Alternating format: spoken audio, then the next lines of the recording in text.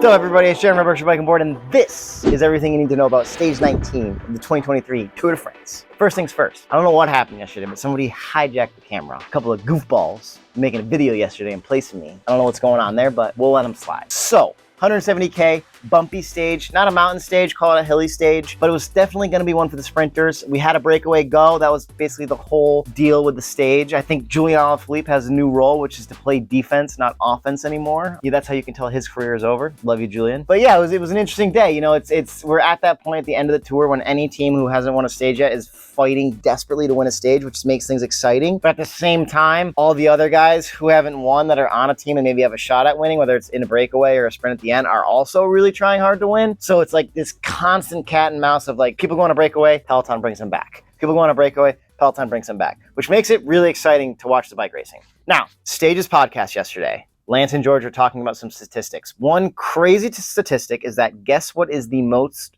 watched sporting event of all time? Every single year.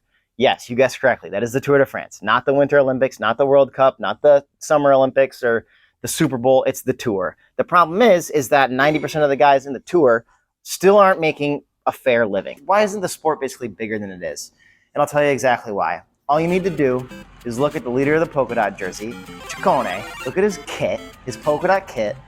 See what he looks like, and tell yourself, this is why we are not taken too seriously. Next, Jasper Philipsen. I wanted to like him so much. He's been so fun to watch this tour. He's exciting. The Netflix documentary made him look like this fun, happy, light guy like Tade. And then yesterday we had this like weird defensive yelling at people. Just kind of looked like a bag, pardon my French, just screaming at everybody. It's like, dude, you're 24, you won a few stages in a row, you're definitely the best guy out there this year, but like, you want us all rooting for you, and if you want to guarantee that nobody's going to root for you moving forward, keep yelling at guys in the peloton, because we see everything here at home. Back to the actual bike racing. Breakaway goes, 3 guys off the front, Askren, Ben O'Connor, I believe, and Mahoric. Behind that, there was a big chase group that kept kind of yo-yoing back and forth. What was interesting is like MVP kind of was in the middle of a bunch of those breakaways, or like a bunch of those chasing groups, but either he wouldn't work with somebody or they wouldn't work with him. Like he was up there with Bettiol at one point and Christophe Laporte, I think it was at one point. Both times they weren't cooperating, and I feel like, I don't know if the other one wouldn't cooperate with Vanderpool, and then there were sometimes where he wouldn't cooperate with them, but it was like, if you guys would just,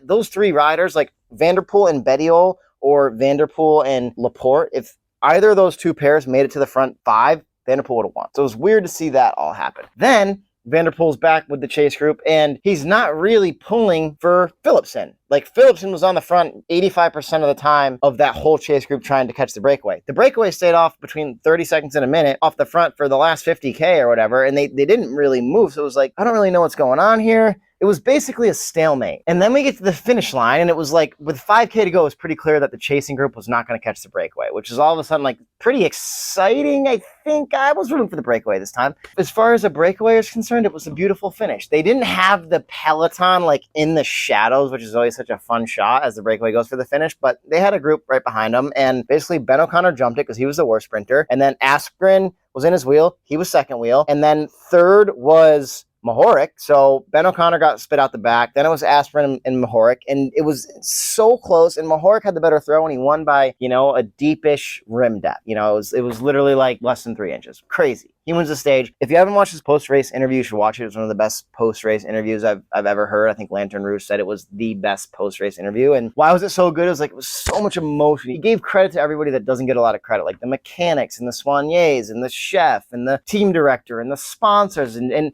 the other riders out there, of how like everyone's giving it 125%. And like at the end of each stage, one guy gets credit, you know? So it was like really cool to see somebody give everybody else a lot of credit. Although I feel like he didn't give himself that much credit, which is like, dude, you won. Pat yourself on the back. Okay, last but not least, what happens tomorrow? 130 Ks, I believe. It's a mountain stage. And I'm so curious to see what's going to happen, because realistically, the GC is over, right? Jonas won. But I don't know, like Tade has lit up the calendar all year. I'm so curious to see if he like tries to get a stage win or something, you know, or like if he tries to like pull Adam Yates across the line or something. Like I don't think I have a prediction for tomorrow. Like maybe Philippe Gall tries to win again. I mean, clearly that kid's got the stuff in the mountains, but I'm so curious to see what happens with Tade and Jonas tomorrow, because they're 7 minutes apart, yet they both are so competitive. Like I can't picture Tade going out tomorrow and just saying, I'm going to sit in with the peloton. I really can't. Well, he's not going to do that because he has to get second place, but you get what I'm trying to say.